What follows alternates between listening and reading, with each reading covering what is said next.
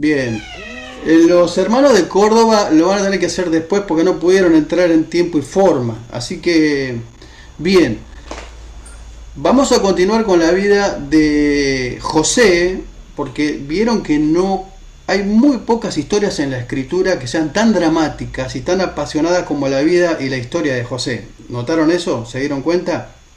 Lo último que vimos era la forma en que él sugirió a Faraón, al rey de Egipto, cómo administrar esos 7 años de bonanza para los próximos 7 años de hambruna.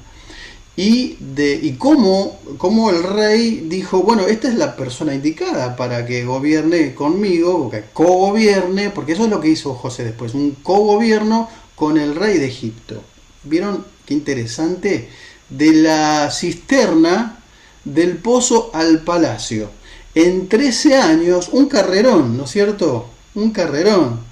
Pero obviamente, como vimos, no fue fácil, tuvo que pasar por un montón de situaciones complejas, difíciles, pero lo importante de la vida de José es que jamás renegó de su fe, sabía en quién creía y como dijimos al principio, esos sueños que tuvo al principio de su juventud lo llevó a ser lo que pudo, lo que fue, gobernador o cogobernador, en todo caso, de todo Egipto, a tal punto que la ceremonia de su investidura es muy interesante. Dice que Faraón le puso un nombre nuevo, Setfat Panea, bueno, le dio la esposa, como vimos, y hizo que se subiera un carro de guerra reservado para su segundo en autoridad, y donde quiera que iba le gritaban a la gente arrodíllense, es decir, que la gente se postraba ante José.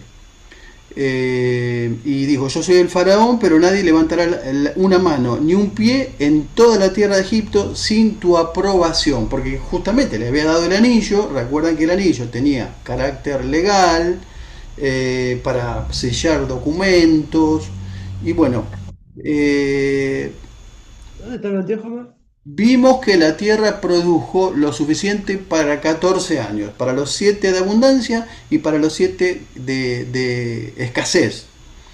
Y que a la edad de 30 años entonces José llegó a ser gobernador de todo Egipto.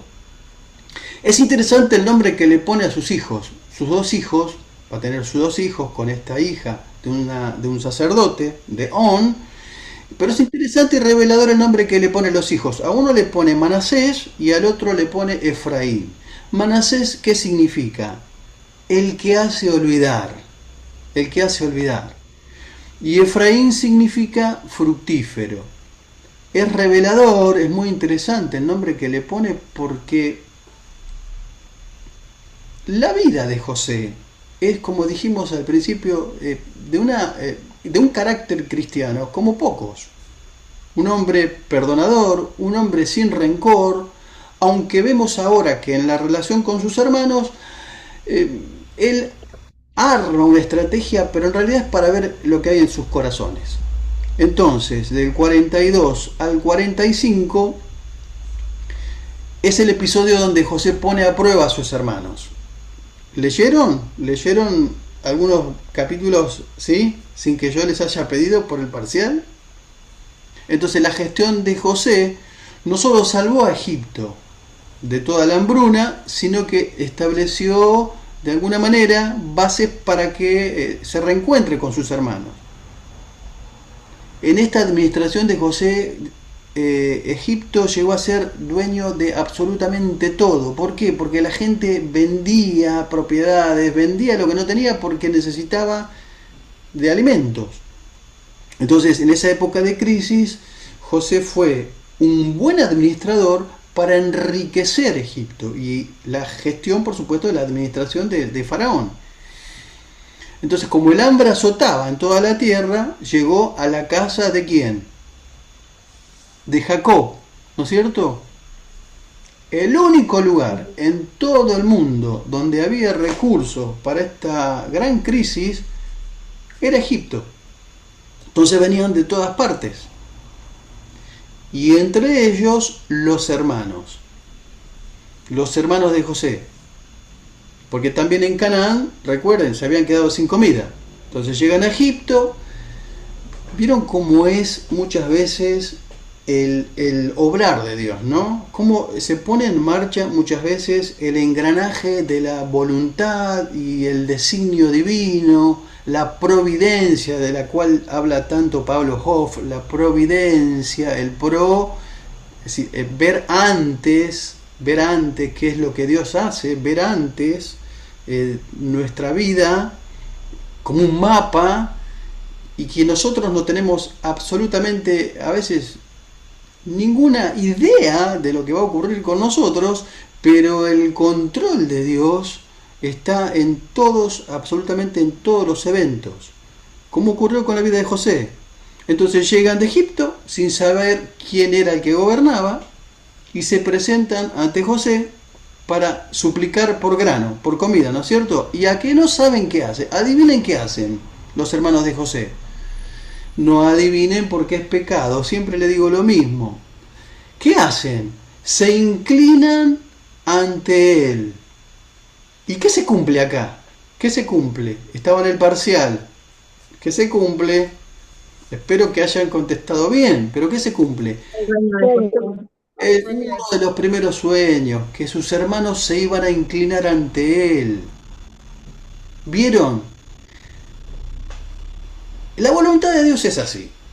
Pueden pasar años, pueden pasar meses, pueden pasar semanas, pueden pasar siglos, pero lo que Dios estableció, eso sí o sí se va a cumplir. De modo que, si ustedes tienen un sueño de parte de Dios, tienen que estar tranquilos, tienen que descansar en el Señor, porque tarde o temprano la voluntad del Señor se va a establecer. A pesar de tener una familia conflictiva como la que tuvo José, a pesar de tener hermanos complicados como los que tuvo José, en este mismo momento y en este mismo contexto de la historia es cuando se cumple uno de los primeros sueños. Sus hermanos se inclinan ante él. José los reconoce, ¿no? Rápidamente. Ellos obviamente que no lo pueden identificar a José. ¿Por qué? ¿Por qué no lo pueden identificar? Pasaron 13 años. Pero además el aspecto de José es totalmente diferente. Hasta lo pintaban a José.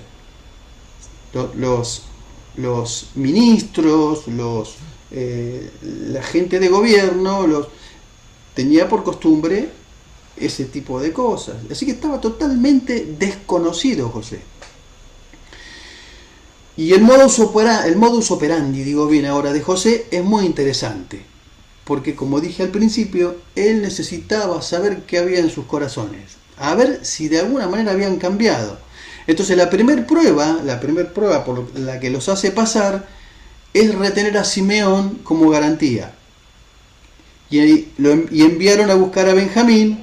Benjamín era el menor, recuerdan de Benjamín que era el menor, para saber principalmente si estaba vivo. Porque los hijos de José preferidos, ¿cuáles eran? José y Benjamín. Entonces él quería asegurarse si no habían hecho con Benjamín lo que habían hecho con él. Estos salvajes por ahí lo vendieron al chico también. Entonces deja a Simeón como garantía y van en busca entonces de Benjamín. Cuando regresan con Benjamín, entonces sigue la estrategia. Cuando se van, lo hace poner una copa de plata, ¿no?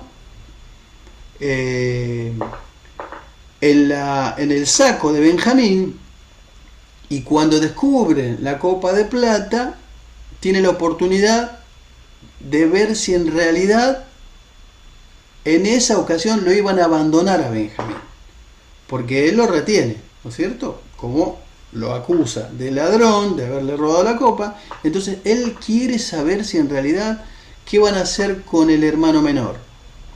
Y ahí es cuando se revela el carácter de Judá. Porque ¿qué hace Judá? Se ofrece como esclavo en lugar de su hermano menor.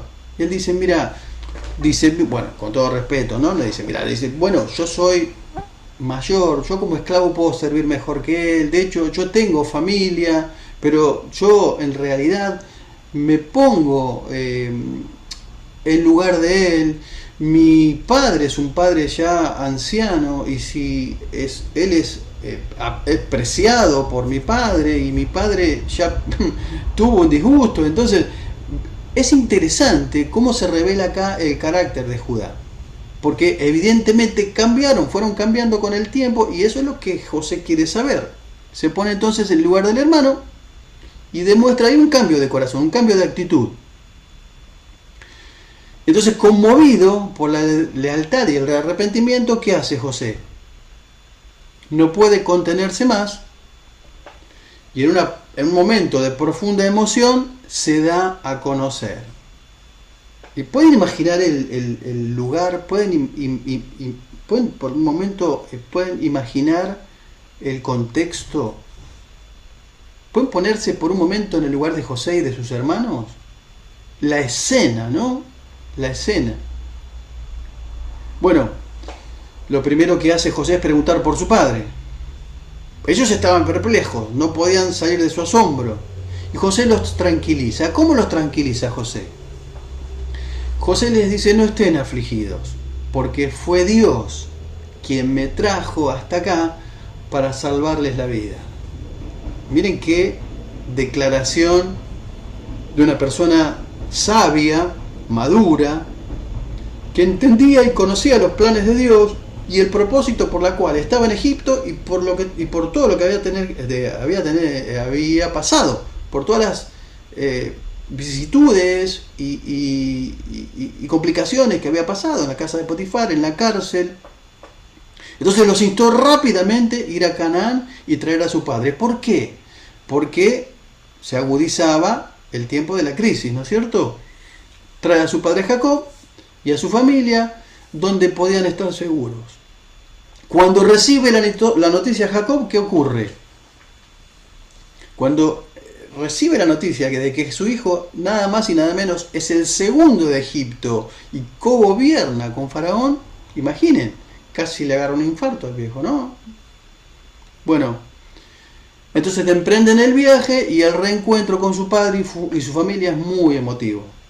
Se establece una región, le ofrecen Gosén. Gosén es seguramente lo vieron en geografía, es una región muy especial, apta para el pastoreo, fértil, pero también apartada de los egipcios, porque recuerden que la religión, la cultura de los egipcios no era relacionarse con pueblos pastoriles, porque de alguna manera era abominación. Entonces se establecen en Gosén, separados de la comunidad egipcia, y ahí prosperan. ¿Y qué ocurría? Se iban multiplicando en población. ¿Cuántas personas entran en total con la familia de José? 70 personas. 70 personas son las que se establecen en Gosén con la administración de José. Y antes de su muerte, Jacob pide ver a José, y es ahí donde bendice a los hijos de José, Efraín y Manasés, dándole estatus como de sus propios hijos y asegurando que la herencia de José continuaría. De hecho, José no es una tribu, no hereda después tierra, sí sus hijos, Efraín y Manasés, ¿no? Cuando nosotros vemos las tribus ya establecidas en Israel, son Manasés y Efraín, sus dos hijos. Entonces le da una bendición profética a cada uno de sus hijos, a cada uno de los 12, reflejando el carácter, como bien dije, como tribu. Aquí es donde ya se establece con una bendición las 12 tribus de Israel, que después van a ocupar un lugar en la conquista. Del 48 y 49 de Génesis se relata la muerte de Jacob. Cuando muere Jacob, ¿qué es lo que ocurre con sus hermanos? ¿Qué es lo que ocurre? ¿Qué es lo que pasa? Bueno, tenían miedo de que ahora sí, toda la furia, todo el resentimiento que ellos pensaban que tendría José se manifestara, ¿no es cierto? Temían por su vida. Ahora dicen, ahora se va a vengar de todo el mal que le hicimos. Sin embargo, nuevamente José los tranquiliza, y ¿qué les dice? ustedes pensaron contra mí, pero Dios lo encaminó para bien, para mantener en vida mucho pueblo. No había rencor en José, no había resentimiento. Miren qué palabra interesante, resentimiento. Mucha gente cristiana, nacida de nuevo, no puede muchas veces con las ofensas, con las traiciones, no puede gestionar el verdadero carácter cristiano. No lo podemos gestionar muchas veces. No tenemos el poder, ese bendito poder, que es el poder perdonador, el de perdonar. Todo el mundo sabe que aquella persona que perdona se hace primeramente un bien a sí mismo y después abre una ventana de bendición sobre su vida y sobre los demás. La palabra para perdón en griego es apalúo. Miren qué interesante, apalúo. Y tiene que ver esta palabra con soltar. Como cuando alguien le abre la jaula a un ave. Soltar, dejar salir. Bueno,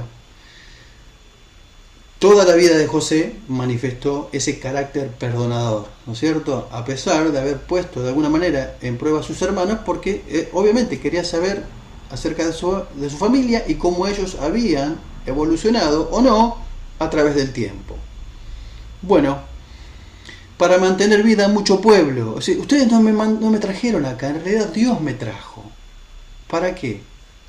Me encaminó para bien, los encaminó para bien para mantener con vida a mucho pueblo. Es decir, que el mal ofrecido terminó en bien, en favor de Dios. ¿Vieron? ¿Vieron cuando a veces el enemigo se ensaña? ¿Vieron cuando el enemigo muchas veces usa? Porque, digamos, para bendecir Dios usa gente, y el enemigo para maldecir usa gente. Y nuestra vida, desde la cuna a la tumba, es relacionarnos con gente, permanentemente. Entonces Dios siempre va a usar a alguien para bendecir, y el diablo siempre va a usar a alguien para maldecir. Bueno, ahí está la sabiduría divina, el favor de Dios, para nosotros poder ser verdaderos José. ¿Sí? Bueno, Génesis 50 del 19 al 21 relata que tuvieron un vínculo de paz con su familia. José vivió 110 años, vio prosperar a sus nietos y bisnietos, y antes de morir hizo que los hijos de Israel le prometieran una cosa sumamente importante para José. No solamente para José, sino para las generaciones pasadas. Él hizo que le prometieran llevar sus huesos a la tierra prometida, cuando Dios le diera la heredad, ¿no es cierto? Cuando conquistaran, cuando tomaran la tierra. Bueno, esta promesa fue realizada después del Éxodo. Después, bajo el liderazgo de Moisés, simbolizando también el cumplimiento de las promesas hechas a Abraham, a Isaac y a Jacob. Bueno, damos fin a la época y al periodo de los patriarcas. ¿Alguna pregunta hasta acá? ¿Vamos bien? ¿Sí? Porque este es el fin del Génesis. Acabamos de terminar con los 50 capítulos del Génesis. Y vamos a introducirnos al Éxodo, al segundo libro del Pentateuco. ¿Ninguna pregunta? ¿Vamos bien? Perfecto. Éxodo. Comienza el Éxodo.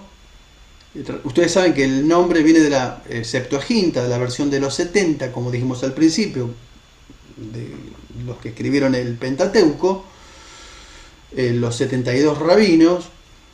Significa salida, porque básicamente narra la salida del pueblo de Egipto.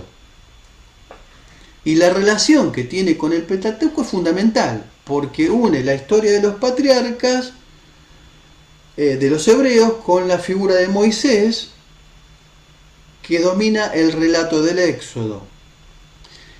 es interesante porque comienza el sistema sacerdotal, la ley comienza en Éxodo y se desarrolla en Levítico, es la historia de la marcha de Israel hacia la tierra prometida, que se relata en Números, pero que comienza en Éxodo. Y Deuteronomio es un eco tanto de Números como de Éxodo, por eso se considera al Éxodo como el corazón del Pentateuco. Es el que une los demás libros. La fecha del Éxodo se sitúa aproximadamente en 1450 a.C., pero yo les voy a dar una fórmula para que ustedes no se hagan un lío. Miren, es sencilla. Esto es muy básico. Si ustedes quieren situar a Abraham, tienen que situarlos en 2000 años antes de Cristo. A Moisés en aproximadamente 1500 años antes de Cristo, ¿sí? 1450, 1500, pero 1500. Y a David en 1000 antes de Cristo. Después tienen la cautividad, aproximadamente 400 y pico, y ahí no se van a hacer ningún drama, ¿sí? Si tienen en cuenta esos parámetros, 2000 para Abraham, 1500 para Moisés y 1000 para David, ya ahí después es una hoja de ruta mucho más sencilla. Bueno, el propósito del libro. ¿Cuál es el propósito? Bueno, relata de alguna manera cómo la familia escogida, la de Israel, ¿se acuerdan? En Génesis llegó a ser una gran nación cuando lleguen a Sinaí. Es decir, se transforma de una familia en un gran pueblo, en una gran nación.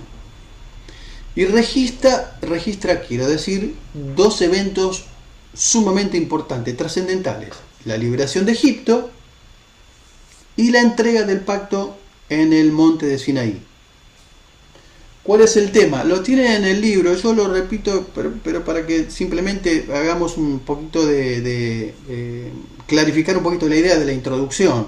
El tema es que Jehová redime a su pueblo y lo transforma en una gran nación. Es sencillo de aprender esto. El tema es muy sencillo. Pero vamos con la historia en cómo Dios levanta un caudillo. En todas las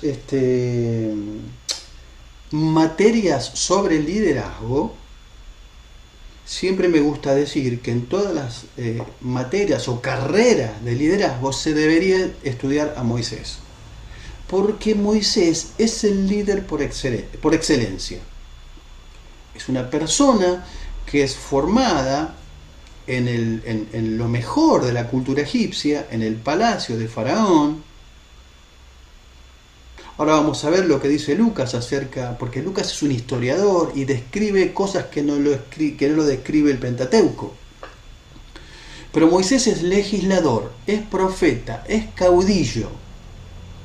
Es alguien que tiene revelaciones de Dios según yo creo, y esto es lo que yo creo, tiene revelaciones de Dios más importantes que Juan.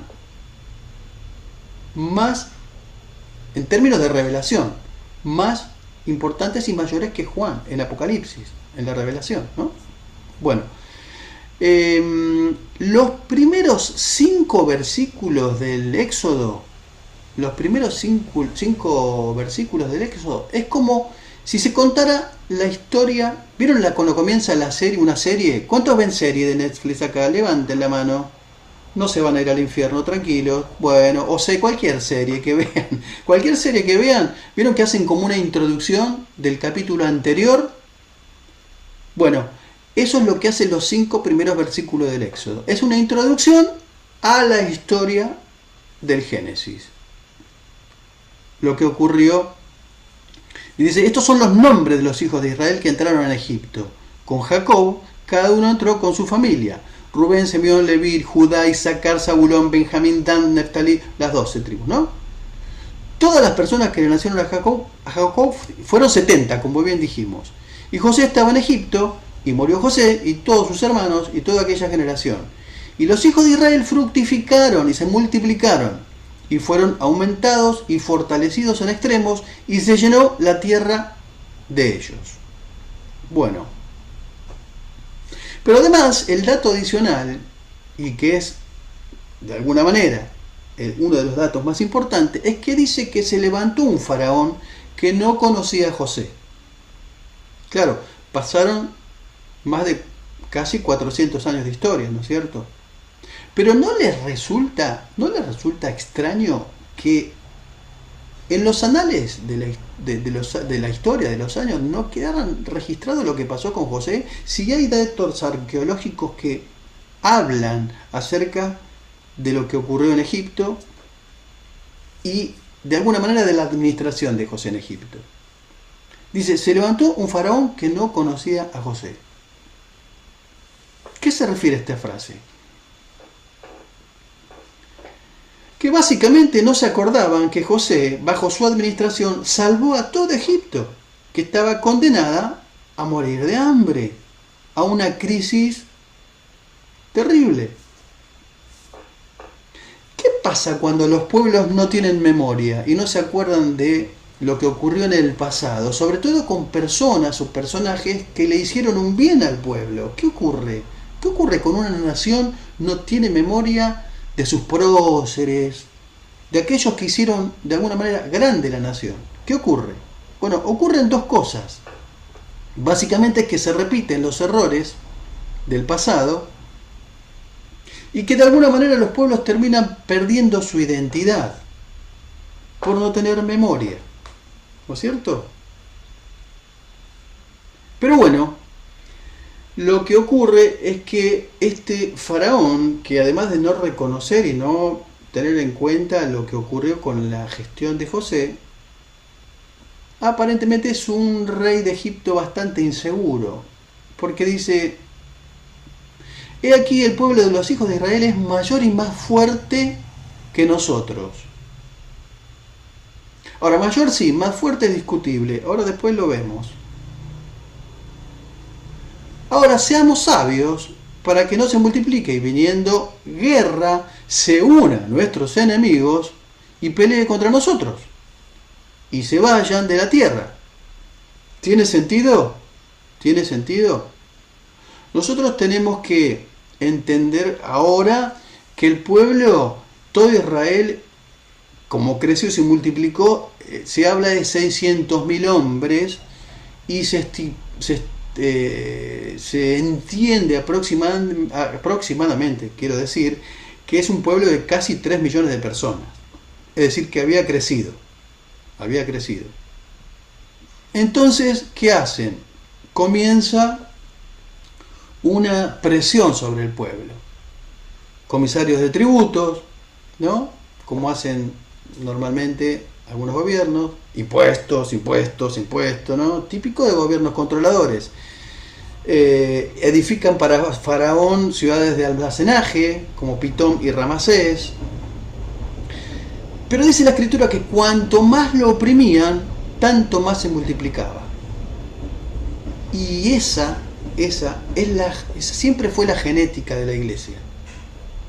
Cuando ustedes vean historia de la iglesia, si es que ya no la vieron algunos de ustedes, se van a dar cuenta que en la época de persecución es cuando la iglesia más crecía. Por eso, Hechos 1:8, y recibiréis poder cuando haya venido sobre vosotros el Espíritu Santo y me seréis testigos en Jerusalén, Samaria, en Judea, en toda la tierra. Está perfecto. 1:8 de Hechos es hasta 8:1. En 8:1 del libro de los Hechos comienza la persecución. Y hasta ese momento la iglesia se situaba solamente en Jerusalén y no salía de Jerusalén. Pero en 8:1, después del 1:8, comienza la persecución y comienza la iglesia a esparcirse. Y comienza la iglesia a crecer a partir de la persecución. Bien. Entonces más se multiplicaba. Y dice la Escritura, los hicieron servir a los hijos de Israel con dureza. Es que no entendían por qué eran tan fuertes y tan resistentes. En realidad ellos mismos los estaban haciendo resistentes, ¿no? Con la dureza. Y los obligaban con rigor, dice la Escritura, con rigor. Ahora, a esta altura, lo que es importante, y esto es importante, anoten o subrayen o tengan en cuenta que la condición del pueblo es de esclavitud. ¿Sí? Es de esclavitud. Entonces habló el rey de Egipto a las parteras de las hebreas. Una se llamaba Cifra y la otra Fua. Bien típico nombre de partera, ¿no? Cifra, Fua. Y cuando asistieran a las hebreas y cuando vieran el sexo, si era niño, que lo mataran. Y si era niña, no. Dice la escritura que pero las parteras tenían temor de Dios y no hicieron como dijo el rey, sino que preservaron la vida de los niños. Y dice que ellas tuvieron favor de Dios. Dios se agradó de las parteras por haber preservado a esos niños. Entonces los envió a llamar. Y dice, ¿por qué hacen esto? ¿Por qué preservan la vida de los niños? ¿Y ellas qué hicieron? ¿Qué dijeron? Mintieron. ¿Qué dijeron? Las hebreas no son como las egipcias. Son robustas y dan a luz antes de que lleguen las parteras. Se atienden solas. Entonces a Dios le agradó y favoreció y multiplicó y bendijo en gran manera a la casa de las parteras. Ahora, ¿por qué los niños? ¿Por qué mandó matar a los niños y no a las niñas?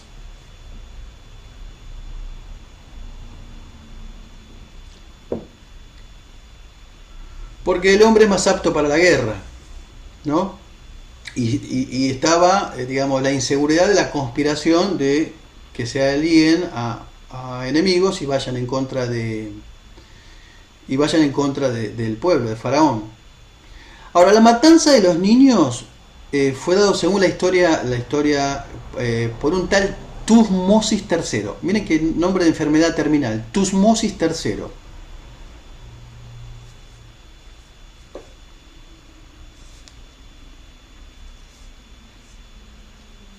Ahora, ¿qué hace? ¿Qué hace? ¿Cuál fue el dictamen? ¿Cuál fue la ley establecida? Matar a los niños, ¿no es cierto? Matarlos. ¿A dónde se los mataba?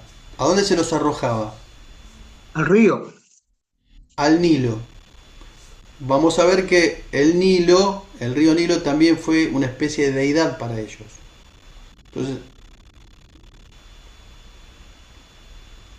bueno, la Biblia menciona que hubo otras matanzas en la escritura, menciona el canibalismo, la época de Eliseo, pero hay solamente dos ocasiones donde por ley se establecen la matanza de niños. ¿Cuándo fue? Una es esta y la segunda es cuándo fue. Cuando nace el Señor Jesús. Exactamente, en los evangelios. Cuando nace el Señor Jesús, los magos burlan de alguna manera a Herodes y él manda matar a los niños menores de 2 años. ¿No? ¿Cuál es el paralelismo? Hay una conexión ahí. Histórica, cultural y espiritual. ¿Cuál es el paralelismo? Bueno, querer matar de alguna manera a un libertador, que era Moisés, porque ahora vamos a ver cómo la madre lo protege, lo cuida, lo tiene, y querer matar a otro libertador, a otro mayor y mejor libertador, que es el Señor Jesucristo, ¿no es cierto? O sea que el diablo establecía una estrategia para matar a un libertador 1500 años antes y después en la época de Jesús, cuando Jesús ya había nacido. Ahora, ¿qué les hace pensar que por ley, se establecieron estas matanzas?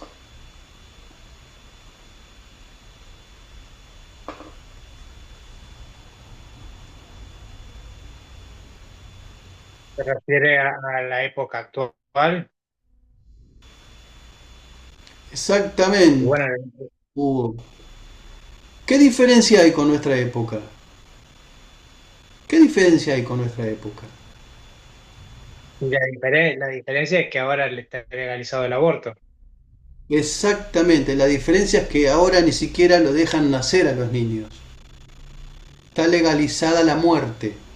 Interrupción del embarazo es un eufemismo para decir una madre que no quiere a su hijo y lo mata en su vientre.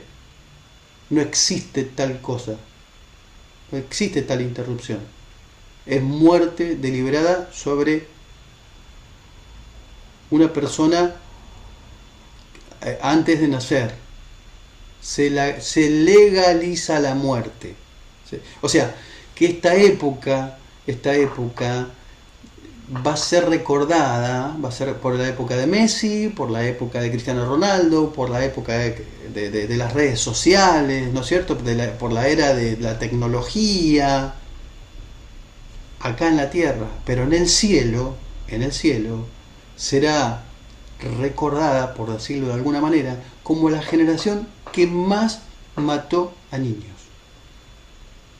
¿Saben cuántos McDonald's hay en el mundo? McDonald's, la cadena de hamburguesas, ¿saben cuántos hay en todo el mundo? 43.000. 43.000 McDonald's en todo el mundo. ¿Saben cuántas clínicas abortivas hay en todo el mundo? 627.000. Evidentemente, un negocio es más rentable que el otro. El negocio de la muerte. El negocio de la muerte.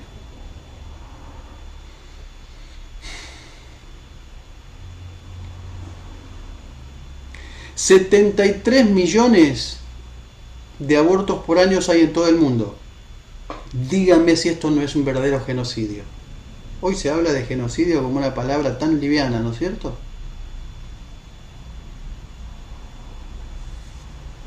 Y hay países que legalizan el aborto hasta 6 meses de gestación.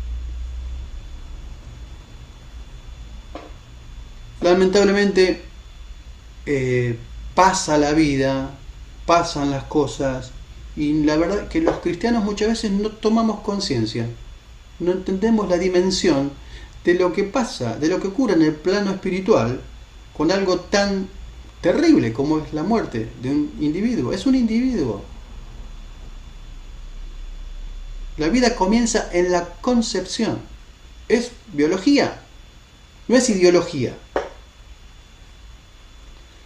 Pero bueno, seguimos en realidad, y esto hago un paréntesis acá para decirlo y ya termino con esto, seguimos votando políticos pro aborto, lamentablemente. Oramos como cristianos, servimos como cristianos, asistimos a merenderos como cristianos, abrimos comedores como cristianos, ayudamos a los más pobres como cristianos, tenemos conciencia de justicia social como cristianos, pero después terminamos votando a políticos pro aborto. Listo, termino acá y no me quiero enojar. Bien, no me hagan enojar, por favor. Pero oremos. Argentina necesita una verdadera transformación. El mundo lo necesita, pero Argentina necesita conciencia de vida. Y somos cristianos. Y la verdad que tenemos el mejor producto del mundo, pero no lo sabemos vender muchas veces. ¿Se entiende la analogía? La analogía. Bueno, seguimos. Entonces el protagonista de la historia del Éxodo es Moisés. Él es quien escribe, ¿no es cierto? Pero hay unos datos de su vida que no lo menciona el Éxodo, que es muy interesante porque lo menciona Lucas en el libro de los Hechos, capítulo 7. Nos dice y nos da datos adicionales Lucas, porque como les dije, Lucas es un historiador, está puesto en la galería de los mayores historiadores del mundo, que fue criado en casa de sus padres 3 meses. Y cuando nació, porque recuerden, nace, la madre lo tiene 3 meses, lo pone en, ¿no? ¿Se acuerdan? En el Moisés, ahora se llama Moisés, ¿no? En esa barcaza hecha de calafateada y bien preparada, y la madre de Moisés es una madre sumamente sabia, porque él sabía dónde poner a su hijo Ella sabía dónde poner y dónde direccionarlo. No lo puso al azar. No lo puso a la buena de Dios. Dijo, bueno, que sea lo que Dios quiera, lo pongo donde sea. Lo puso en el lugar mejor indicado para que llegara al lugar donde tenía que llegar. Entonces lo tuvo en su casa 3 meses, pero dice que siendo expuesto a la muerte, porque recuerden que el Nilo está lleno de cocodrilos. Es decir, el chico era un verdadero sanguchito para los cocodrilos, pero un bocadito para los cocodrilos. De hecho, se adoraba a los cocodrilos del Nilo. Entonces, infestado de cocodrilos, la madre lo pone ahí y lo direcciona a un lugar específico, en complicidad con la hermana mayor, como con su hija, Miriam. Le vamos a decir Miriam, porque es María y Miriam también el nombre, ¿sí? Se puede usar los dos nombres.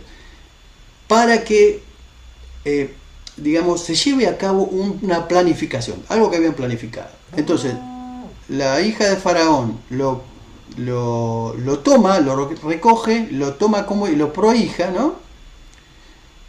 Y esto no lo dice el Éxodo, y fue enseñado Moisés esta parte en toda la sabiduría de Egipto, como dije al principio, y era poderoso, dice Lucas, en palabras y en obras. Es decir, que Moisés estaba capacitado para llevar a un pueblo adelante, porque había sido preparado en lo mejor de la cultura egipcia. Es como el Harvard de hoy, ¿no? Su preparación.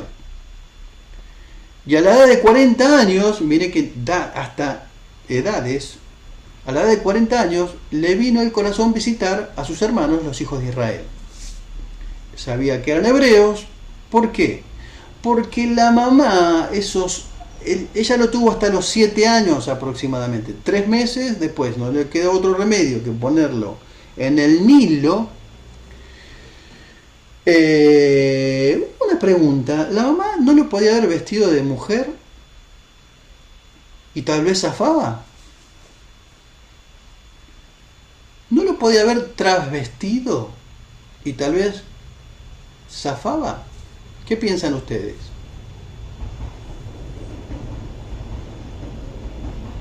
Pero no lo hizo, ¿no es cierto?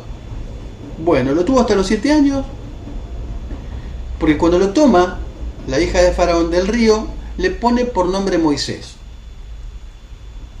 Moisés significa tomado del río. El término Ses, como Ramsés, es hijo de o tomado de. Ramsés es hijo del sol, hijo de Ra. Moisés es hijo de o tomado de, ¿sí?, del río. De donde es imposible que una mujer no muera de ternura cuando ve un bebé. Es imposible. Por eso les digo que fue algo muy, muy bien estratégicamente pensado por la mamá de Moisés. Bueno, entonces dice que el papel de la hermana mayor, bueno, es sumamente importante el papel de la hermana mayor, porque la hermana mayor que le dice, yo conozco a una de las hebreas que te lo puede criar, amamantar, ¿no es cierto? Pero dice Lucas que al ver que un hebreo era maltratado, ya Moisés cuando tenía 40 años, ahora pasamos de Moisés niño a la edad de 40 años, y ver a un hebreo que maltrataba a un egipcio que maltrataba a un hebreo, lo defendió y vengó al oprimido. ¿Qué hizo? Lo mató. Y dice Lucas que él pensaba que sus hermanos creerían que Dios le daría libertad por mano suya, por su mano, ¿no? Él pensó que iba a libertar a su pueblo por su mano. Al día siguiente, ¿qué hace? Previamente, mata al egipcio y lo entierra, ¿no? Lo entierra. Y al día siguiente había 2 hebreos que estaban riñendo, él se pone ahí a separarlos, dice, muchachos, no se peleen, somos hermanos. Y uno de ellos, ¿qué le dice? ¿Quién te puso por juez y gobernante sobre nosotros? ¿Quieres matarme también como mataste ayer al egipcio? Bueno, ahí Moisés entra en pánico, ¿no? Porque Primero pensó que nadie se iba a enterar, y segundo, si se enteraba Faraón, corría riesgo de muerte. Entonces, ¿qué hace Moisés? Huye al desierto. Después de ser un príncipe, después de ser educado y formado en lo mejor de la cultura egipcia, pasa a ser un pastor de ovejas. Y un pastor de que ni siquiera las ovejas son de él, sino que son de su suegro, ¿no? Se va a la tierra de Madián. Estoy resumiendo bastante, ¿vieron? Porque si vamos paso por paso, versículo por versículo, es larguísimo. Entonces vamos a ir abreviando y vamos a ir acentuándonos en los detalles más importantes. Entonces huye a la tierra de Madián, donde tiene 2 hijos. Rápido pasan las cosas. Y sigue adicionando Lucas, porque es muy interesante lo que dice Lucas, porque no lo dice el Pentateuco. Relata otra cifra. Dice que pasando otros 40 años se le apareció un ángel en el desierto de Sinaí en la llama de fuego de una zarza. Es el encuentro de Moisés con Dios, ¿no es cierto? Va caminando, bueno, es una zona de pozos petroleros, seguramente que en algún momento alguno que se prende fuego, pero no se consumía. Y en la zarza es donde el Señor se le manifiesta. Se acerca a observar, y vino la voz del Señor y le dice: yo soy el Dios de Abraham, perdón, yo soy el Dios de tus padres, el Dios de Abraham, de Isaac y de Jacob. Moisés, temblando, no se atrevía a mirar, y el Señor le dice: ¿qué cosa? La famosa frase que todos conocemos: quita tu calzado de tus pies, porque el lugar donde estás es tierra santa. Y continúa el Señor diciendo: ciertamente he visto la aflicción de mi pueblo, que está en Egipto, y he descendido para librarlos. Ahora te enviaré a Egipto. Pastor, Sí, una preguntita. Es una teofanía, ¿no? Estamos hablando cuando se le aparece en la salsa, ¿no? exactamente. Bueno, acá vemos algo muy interesante, que la solución de Dios, es decir, la solución que Dios tiene para el hombre es con hombres. Es decir, la solución que Dios tiene para personas siempre es con personas. No son métodos, no son programas, son personas. Sencillo, ¿vieron? Dios usa a personas. Y ahora entramos al capítulo 3 y 4, que es el llamado y la comisión de Moisés. Porque Dios lo llama, el impacto es muy fuerte, imaginen el shock, ya pasó 40 años en el desierto. La vida de Moisés se divide en 3 etapas de 40 años, 40 en el palacio, 40 en el desierto, y los próximos 40 es peregrinando por ese mismo desierto con Israel. Entonces, este llamado es interesante, porque él va a poner 4 excusas. La tienen en el libro, pero la vamos a desglosar así rápidamente. 4 excusas. Dice: ¿quién soy yo para enfrentarme a Faraón? O sea, Moisés conocía más que nadie a Faraón. Conocía el ambiente, sabía quién era Faraón. El poderío de Egipto. La respuesta de Dios, ¿cuál es? Yo estaré contigo. La segunda excusa que pone es la siguiente: ¿en nombre de quién me presentaré delante del pueblo? O delante de mi pueblo. O sea, no tenía el respaldo, no lo conocían, solamente tenía tal vez alguna información de que había matado a un egipcio, pero no más que eso. ¿Y qué le dice Dios? ¿Qué le dice el Señor? Yo soy el que soy, me envió. Tenés que ir diciendo: yo soy el que soy, me envió. Esta palabra, este vocablo es muy interesante, porque habla de un Dios sin presente, sin pasado, sin futuro, y su connotación es ser activamente presente. Lo que está haciendo Dios es afirmándolo con la suficiente confianza para decir: vos no vas a ir ahora por tu mano como mataste al egipcio, vos vas a ir ahora con el yo soy. ¿Se entiende? Es decir, que todo lo que sabía Moisés, que fue muy bueno para después aplicarlo en el desierto, pero no era por su mano, porque por su mano hizo posible que pasara 40 años en el desierto. Era en realidad por la mano de Dios. La tercera excusa: los israelitas no creerán que soy el mensajero de Dios. Dice, ellos no creerán, no me van a creer, ni oirán mi voz, porque dirán, ¿no te ha parecido Jehová? Y Jehová dijo, ¿qué es eso que tienes en tu mano? Recuerden esta frase, porque la voy a mencionar después en alguna otra ocasión. ¿Qué tienes en tu mano? ¿Qué le dijo él? Una vara, ¿no es cierto? Una vara. Él le dijo, échala en tierra. La echó en tierra, se hizo culebra, y Moisés huía de ella, porque dijo Jehová a Moisés, extiende tu mano, tómala por la cola. Él extendió la mano, y la tomó, y se volvió vara en su mano.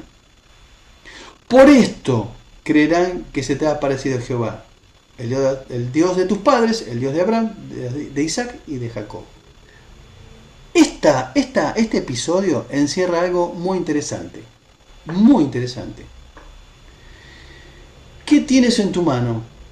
Una vara. La vara era muy importante para los pastores. La vara servía para corregir a las ovejas, para apoyarse. Era como un apéndice de Moisés. Era la vara. Muy útil para un pastor. Sumamente útil. Entonces Dios le dice, eso que vos tenés, es suficiente para que yo opere, porque ahora vos vas a ser una vara en mi mano. ¿Se entiende? De la misma manera que vos usás la vara para corregir, para guiar, para apoyarte, para sostenerte, para poder caminar, ahora vos te vas a convertir en vara en mi mano. Y yo puedo hacer con esa vara, con tu vida, milagros. Puedo transformar tu vida de la misma manera que transformó esta vara en culebra. Era una señal donde él iba después, en la corte de Faraón, el episodio cuando la culebra mata a las otras culebras de los hechiceros, ¿no es cierto? Bien. Extiende tu mano y tómala por la cola. ¿Cuántos vieron alguna vez algún documental de tomar serpientes? ¿De dónde se toman las serpientes o las culebras? ¿De dónde?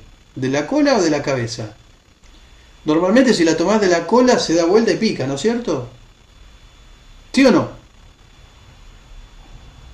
Si yo soy Moisés, yo le digo al Señor, honestamente, yo les voy a decir a ustedes son mis amigas, yo les voy a confesar a ustedes, porque tienen buena onda ustedes conmigo. Entonces yo le hubiera dicho al Señor, yo la agarro, Señor, pero la agarro de la cabeza, no de la cola, porque te agarro de la cola me pica. ¿Sí o no? Tengo que estar loco para agarrarla de la cola. Si la agarro de la cabeza, porque la puedo controlar y no me pica. Pero no hizo eso Moisés, sino que hizo lo que Dios le pidió. Y eso demostraba que Moisés estaba listo y era sensible para hacer todo lo que Dios le iba a pedir. ¿Entienden? Yo la agarro, sí, yo la agarro, pero yo la agarro como yo quiero, no como vos querés. Y esa obediencia se transforma en milagro. Porque muchos milagros vienen a partir de la obediencia. ¿Y de la obediencia qué? A la palabra de Dios, a lo que Dios dice. No a lo que nosotros creemos que podemos hacer, sino a lo que Dios dice que hay que hacer. Bien, pero no queda ahí. Le dijo además, mete ahora tu mano en tu seno. Y le metió la mano en el seno y cuando la sacó de aquí, su mano estaba leprosa como la nieve. Le dijo, vuelve a meter tu mano en tu seno. Y volvió a meter su mano en su seno y al sacarla de nuevo, y aquí había vuelto normal, como la carne. Si no te creyeren ni obedecieren a la voz en la primera señal, creerán en la voz de la postrera, dice Dios. Y si uno creyeren a estas señales, ni oyeren tu voz, tomarás de las aguas del río y las derramarás en tierra, y se cambiarán aquellas en agua que no tomarás del río, y se harán sangre en la tierra. ¿Qué es esto? ¿De qué está hablando? Del inicio de las plagas, ¿no es cierto? Bueno, cuarta excusa de Moisés. ¿Cuál es la cuarta excusa?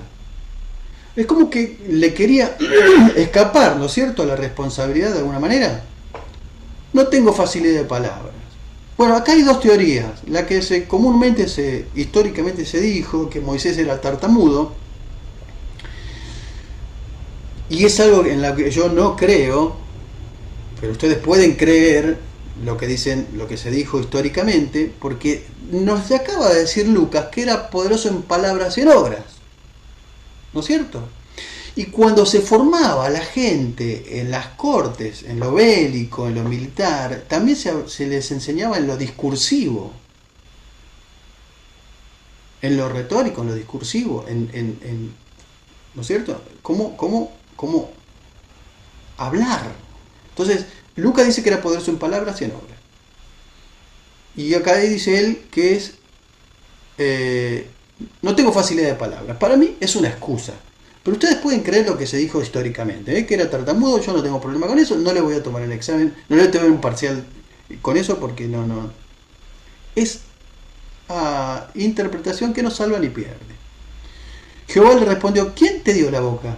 ¿Quién le dio la boca al hombre? ¿O quién hizo al mudo y al sordo?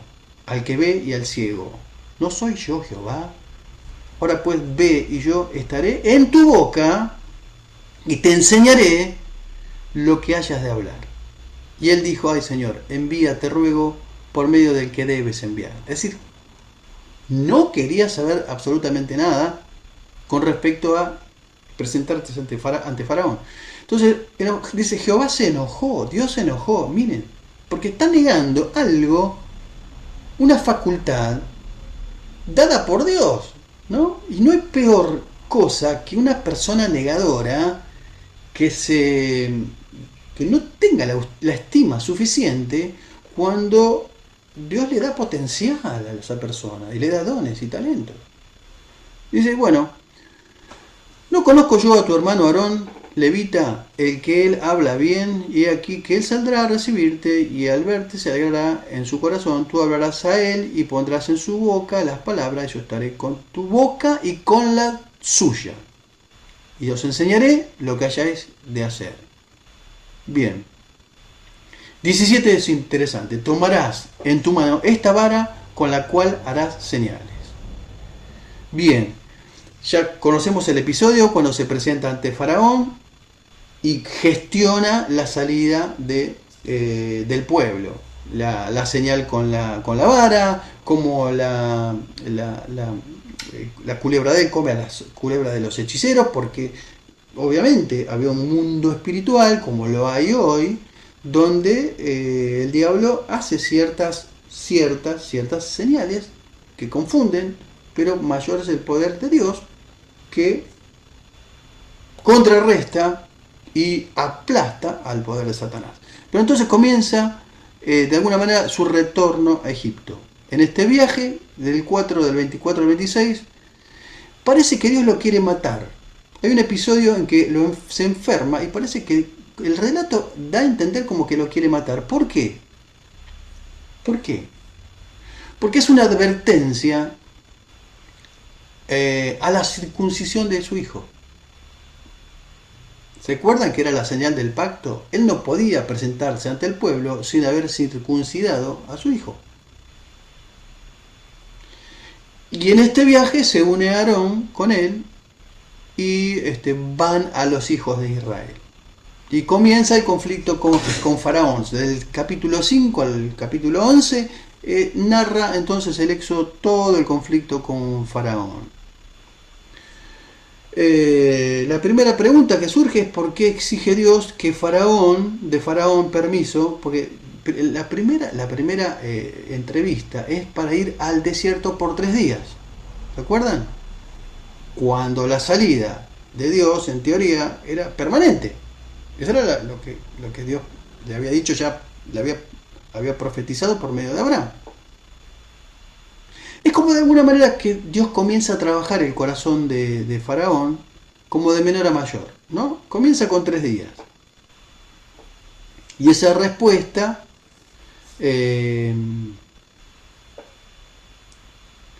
la respuesta que da Faraón es una respuesta sumamente soberbia y que le va a costar muy cara.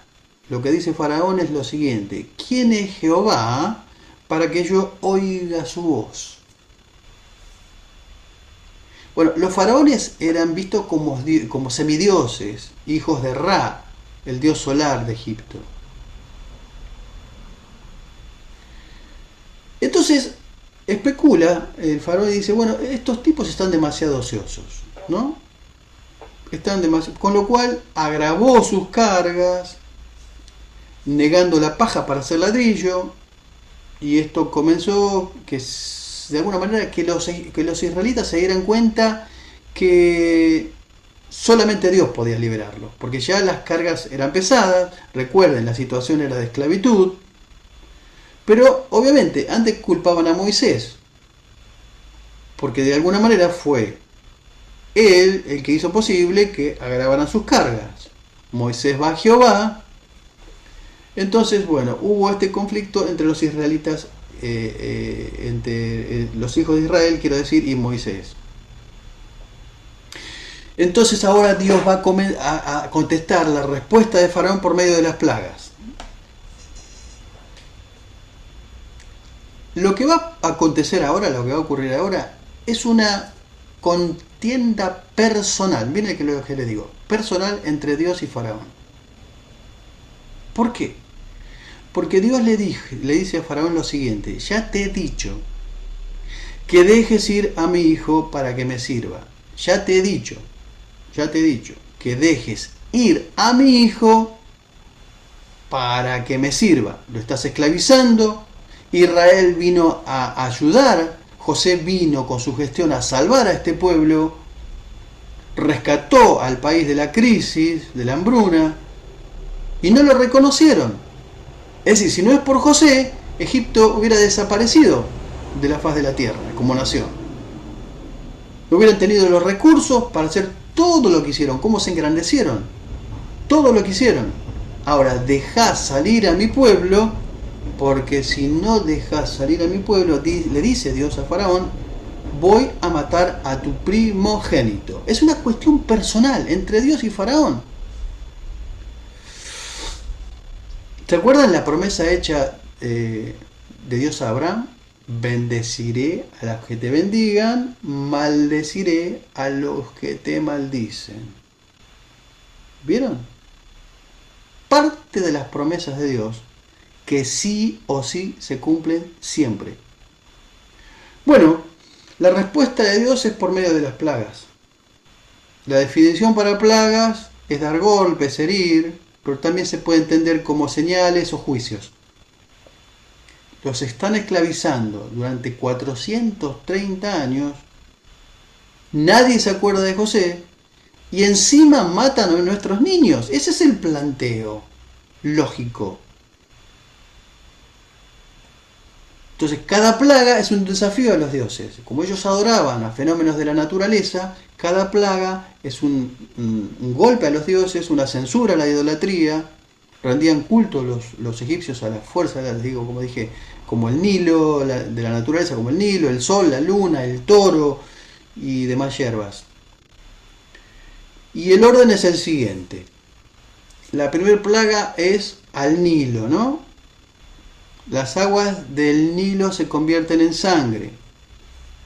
¿En qué otro momento las aguas del Nilo se convierten en sangre?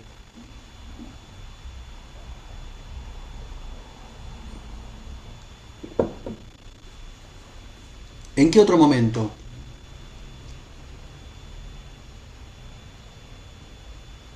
En la matanza de los niños. Cuando arrojan a los niños y los cocodrilos los devoran.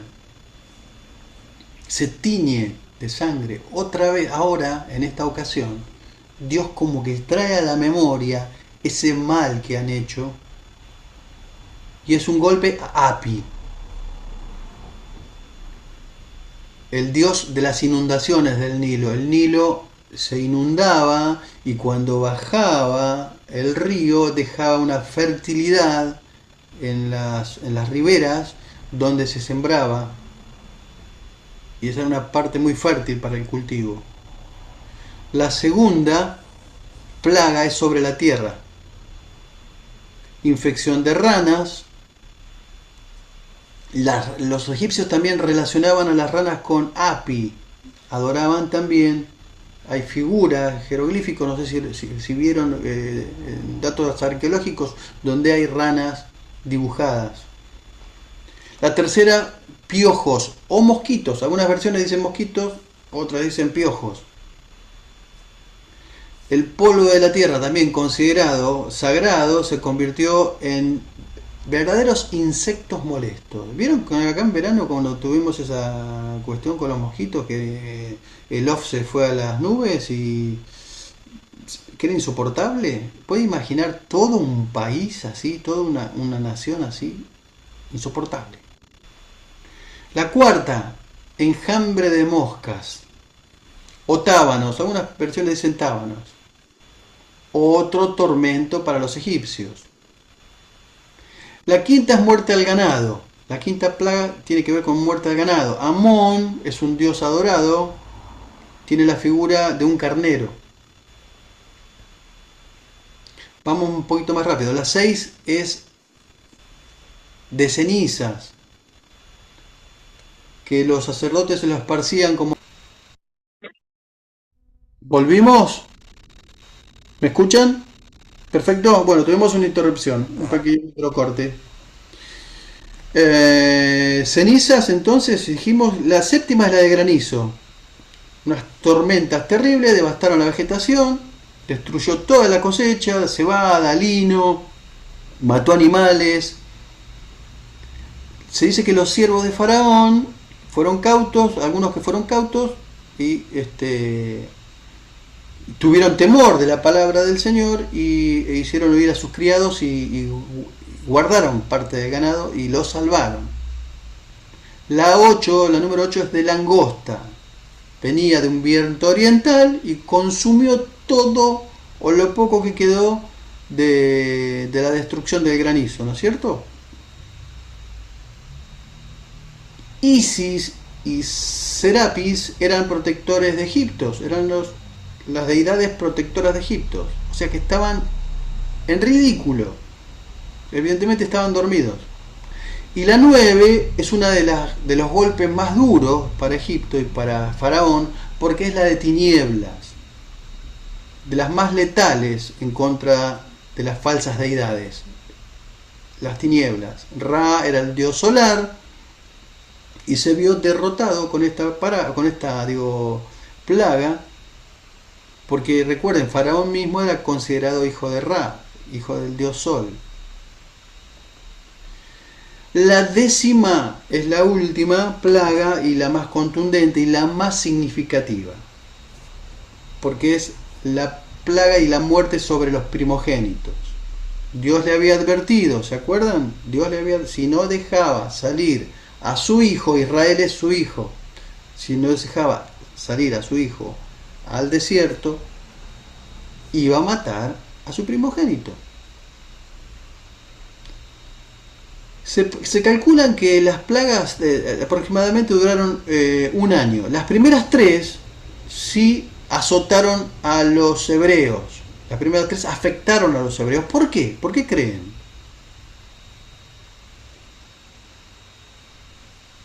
¿Por qué creen?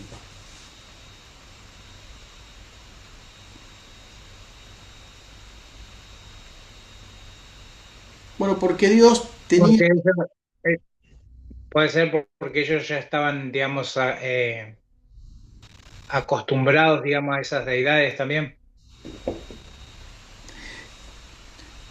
Es buena apreciación, sí. Tenían una influencia egipcia. De hecho, cuando sale Israel de Egipto, sale físicamente, su mente sigue quedando en Egipto. Eso después lo vamos a ver en el viaje a Sinaí. Pero en realidad ellos tenían que experimentar el poder de Dios, a veces de la manera negativa, para entender que lo que está ocurriendo es su liberación, y tienen que salir de ahí, ¿no? Entonces los otros 7 azotes fueron exclusivamente para los egipcios. Esta palabra ha traído cierta confusión, el endurecimiento del corazón de Faraón, porque dice que Dios endureció el corazón de Faraón. ¿Sí? ¿Lo leyeron varias veces o no? Entonces mucha gente dice... Te estaba Ah, por preguntar eso, pastor. bueno, bárbaro, perfecto. Dios endurece el corazón de Faraón, ¿no? Y algunos dicen que es para que se pierda, es para que Dios quiere que se pierda. En realidad, si nosotros hacemos un análisis básico y con sentido común, nos vamos a dar cuenta que le dio 10 oportunidades, ¿no es cierto? 10 oportunidades. ¿Vio milagros? ¿Vio milagros Faraón o no? ¿Los vio? ¿Sí? Porque hay una teoría que dicen que si la gente ve milagros se convierte. En realidad, los milagros muchas veces pueden convertir a la persona o no. Faraón vio 10 poderosos y terribles milagros y no se convirtió. Pero miren qué interesante lo que dice el interlineal hebreo acerca de arrepentirse. Ser fuerte, valiente, fortalecer, curar, ayudar, reparar, fortificar, obstinar. Miren todas las acepciones que tiene la palabra. Es decir, no es que Dios lo está intencionalmente haciéndolo perder a Faraón. Lo está llamando a una reflexión y Faraón endurece su corazón. Pero a partir de los hechos de Dios y de sus manifestaciones, lo que hace es endurecer su corazón. Pero no es responsabilidad de Dios, porque él tenía la oportunidad de arrepentirse. De hecho, muestra signos aparentemente de arrepentimiento. Aparentemente cede o quiere ceder, aunque cambia después de parecer, ¿no? Dicen, bueno, vayan ustedes, pero no vayan, vayan sin animales, dejen a los niños, siempre condicionando la salida. Pero el pueblo tenía que salir, y tenía que salir con animales, porque ¿qué iba a ofrecer si no tenía animales? Entonces era como que cedía y no cedía. Jugaba, de alguna manera, con lo que Dios quería. Jugaba con... perdón, acá hay algo que no... Bien. Jugaba con la voluntad de Dios.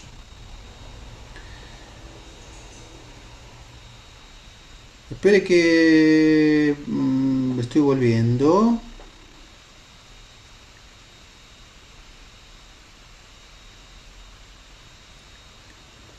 Bueno, pero Jehová endureció el corazón de Faraón y no quiso dejarlos ir. Y le dijo Faraón, ya con la última plaga, ¿no? Retírate de mí, guárdate que no veas más mi rostro, porque en cualquier día que vieres mi rostro morirás. Y Moisés respondió, bien has dicho, no veré más tu rostro. ¿Cuál es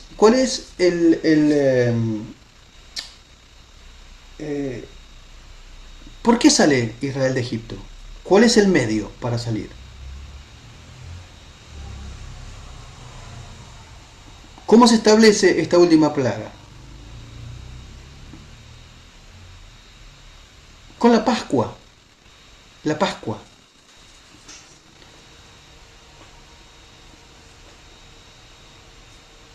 ¿Qué es la Pascua para Israel? Es el día, como el día de la independencia para cualquier otro país, el día de la independencia de cualquier nación. Es el último juicio, con el último juicio, la provisión del Cordero Pascual, que hace posible esta liberación. ¿Qué es la Pascua entonces? Es un símbolo profético en el Nuevo Testamento de la salvación y del andar por fe.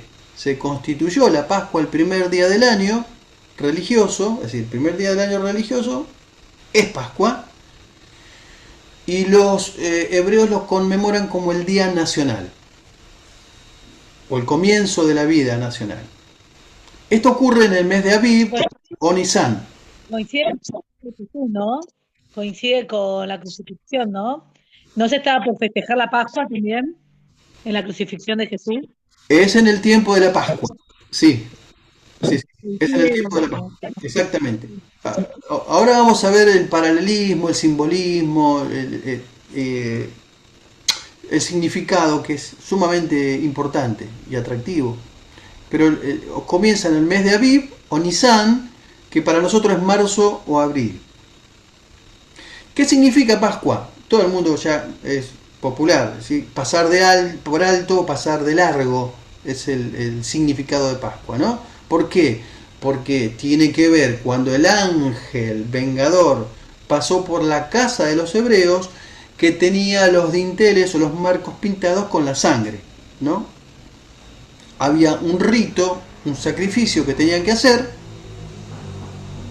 con las siguientes normas y reglas. Tomar un animal, un cordero de un año, un cordero macho de un año, es decir, en plenitud de vida, joven, de la misma manera que Jesús entregó su vida a los 33 años, ¿vieron? Hay una relación ahí. Tenía que ser sin defecto. Para eso se guardaba durante 4 días en la casa. Lo tenían el animalito ahí, no tenía que ser cojo, no tenía que tener ninguna mancha, tenía que ser perfecto, perfecto. Es lo mismo y es un paralelismo con Jesús, ¿no? El hombre perfecto, donde estuvo 4 días siendo observado por los religiosos antes de ir a la cruz del Calvario. Fue sacrificado por la tarde como sustituto del primogénito. Por eso murieron los primogénitos de los egipcios, que no creyeron. Y por eso dice la Escritura que la paga del pecado es muerte. Isaías nos dice en su libro profético que él fue herido por nuestras rebeliones. Es el sustituto, el que toma nuestro lugar. La tercera norma es que tenían que aplicar la sangre, entonces, como dije, en los marcos, en los dinteles, ¿no? Como un símbolo de protección, de efecto redentor. Y es como hoy Dios nos mira, Dios el Padre nos mira a nosotros a través de su sangre, como un filtro. Por eso pasa por alto, ¿sí? Pasa por alto. Y nosotros tenemos redención. Y el mérito, entonces, el agente es la sangre de Cristo. Tenían que quedarse dentro de la casa, protegida por la sangre, y nos habla a nosotros de la permanencia, ¿no? De estar ligados a Jesús, como en Juan 15, pegados a la vid verdadera, el principio de permanencia. Tenía que comerlo asado. El cordero tenía que ser asado, ni hervido, ni crudo, asado. Asado, tenían que comerlo con pan, sin levadura, hierbas amargas. Y debían comerlo completo, se tenía que consumir completo. Si la familia era chica, se tenía que compartir con otra familia. No tenía que sobrar nada. Todos los huesos, las vísceras, todo se tenía que quemar. Es decir, que se tenía que consumir completo. La idea del holocausto, después la vamos a ver en el Levítico. De la misma manera que Jesús se entregó completo por todos nosotros. Y la modalidad era comerlo de pie, listos para la salida, listos para el viaje. Tenía que estar ya todo preparado, todo listo. Era rápida, una comida rápida. Listo para la liberación. Y este rito miraba retrospectivamente aquella noche, no solamente aquella noche, quiero decir, sino el día de la crucifixión. Es el paralelismo perfecto. Es la salida, el éxodo, la liberación y la crucifixión. Se están mirando proféticamente a la cruz del Calvario. No solamente el sacrificio vicario, sino también la liberación de la esclavitud de nuestro pecado. Este rito incluía también la consagración a Jehová de todos los primogénitos, de todos los hombres y de todos los animales. A partir de ahora, todos los primeros hijos, los primogénitos de cada familia, eran consagrados a Jehová. Lo mismo que los animales. Después eso es sustituido por la tribu de Leví, pero lo vamos a ver eso más adelante. Y se realiza entonces la salida de los israelitas del 12, del 29 al 51. ¿Fue necesaria la muerte de los primogénitos? Bueno, tuvo su advertencia, tuvo su mensaje. Dios dio lugar para el arrepentimiento. Ellos habían hecho una atrocidad matando a los niños, esclavizando 430 años a un pueblo. Bueno, eso hizo posible que entraran razones, Faraón permitiera la salida, además de perder su primogénito, y termina pidiendo la bendición a Aarón y a Moisés. La salida es interesante porque los despojan a los egipcios. Los egipcios entregan alhajas, plata, oro, porque Dios había profetizado que iban a salir con poder y con gran riqueza de Egipto, de tierra ajena, ¿se acuerdan? Todo ese tesoro que van a adquirir de esa salida va a ser utilizado para el tabernáculo. Entonces se estima que salen 600.000 hombres, pero más o menos aproximadamente 3 millones de personas. Salieron algunos extranjeros con ellos, algunos egipcios, víctimas del pánico tal vez, y acompañan al campamento, que después vamos a ver en el viaje que son los que causan a veces la murmuración, los extranjeros. Ahora, el antiguo pacto no excluía a los gentiles también, no los excluía, así que son de alguna manera bienvenidos en la salida. Y el próximo acto de la salida, y un hecho no menos importante y sí trascendental, es el cruce del Mar Rojo. Del 13 al 15 relata el Éxodo, el cruce del Mar Rojo. Dios mismo se constituye como guía. ¿En qué forma? ¿De qué manera? Manifestándose en columna de nube y fuego. Por el día la columna de nube y por la noche la columna de fuego. ¿Símbolo de qué es esto? ¿Símbolo de qué? Del Espíritu Santo, ¿no es cierto? Como guía, como guía. ¿Por qué no lo llevó por el camino más corto? Tenía un camino más corto, un camino de 11 días. ¿Por qué no lo llevó Dios por el camino más corto?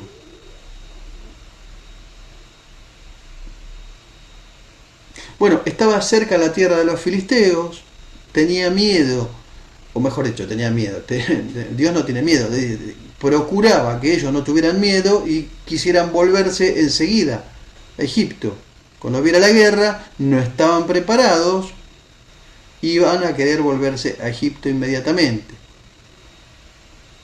Ruta también, que también estaba plagada de egipcios, quiero decir, y Israel no estaba preparado. ¿Qué ocurre ahora con el pueblo? ¿Qué es lo que ocurre? Lo que ocurre es que se encuentran en una encrucijada. El ejército de Faraón viene detrás de ellos, porque Faraón no se queda tranquilo. Respira venganza, ¿no es cierto? Entonces los carros de Faraón van tras el ejército. Dios lo pone en un peligro extremo. Tiene las montañas de un lado, tiene el desierto y tiene el mar. ¿Qué hace el pueblo? ¿Qué es lo que es la primera prueba, la primera situación difícil después de haber salido con poder y con riqueza? ¿Qué es lo que hace el pueblo? Se la agarra con Moisés, ¿no? ¿Por qué nos trajiste acá, al desierto, a morir? ¿No había suficientes tumbas en Egipto? ¿Qué nos has hecho? ¿Por qué nos obligaste a salir de Egipto? Por eso tenemos que entender, como dije hace un rato, Ellos salen físicamente de Egipto, pero su mentalidad todavía es mentalidad de esclavo. Ante el menor peligro, ante la situación compleja, complicada, su mente vuelve a Egipto. Porque tienen una mentalidad de esclavos. Y Dios, para introducirlos a la tierra prometida, tiene que hacerlos pasar por la escuela del desierto. ¿Cuánto les llevó esta escuela del desierto? 40 años. Pero bueno, vamos a ver el cruce del Mar Rojo la próxima clase. Y bueno, yo espero que oren porque tenemos poco tiempo y mucho material, pero con la ayuda del Señor vamos a terminar en tiempo y forma. La próxima clase voy a estar yo, la otra clase la va a dar Flo, porque yo viajo a Neuquén, así que vamos a adelantar lo más que podamos la próxima y continúan con Flo la otra semana, ¿de acuerdo? Oramos al Señor. A ver, Fer de Capilla del Señor, ¿podrías orar por favor si sos tan amable para despedirnos? Estás muteada, ¿eh? Bien. Oramos. Padre Santo, en el nombre de Jesús, en esta noche te agradecemos, Señor, por todo lo aprendido. Señor, gracias, Padre Santo, por esta oportunidad de poder estar estudiando tu palabra. Señor amado, que todo lo aprendido lo podamos poner en obra, Señor, que guardado en nuestros corazones, en nuestra mente, Señor, para el día que lo precisemos, Señor amado, para conocer todo lo que ha sucedido, Señor amado, para seguir, Señor amado, creciendo en tu palabra. Gracias te damos, Señor, y te pedimos que nos sigas acompañando en el nombre de Jesús. Amén y amén. Amén, amén. Bendiciones, bendiciones. Buen fin de semana para todos. Dios les bendiga. Bendiciones. Chao, pastor. Buen descanso. Bendiciones a todo el equipo. Bendiciones, que descansen. Bendiciones. Bendiciones. Rubén, Sí. sabes que yo no pude hacer el parcial, Rubén. Bueno, después te lo envío, José, quédate tranquilo. Genial, muchas gracias. Después te lo envío, quédate tranquilo. Adiós.